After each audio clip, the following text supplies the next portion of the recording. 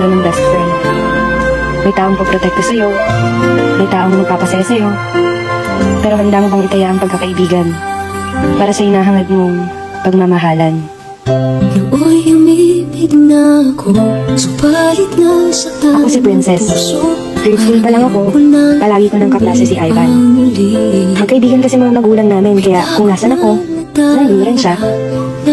Mapalungkot man o mapasaya, sa kulitan man o problema. Yan si Ivan, ang taong lagi kong kakampi sa buhay. Ngunit nang ikaw ay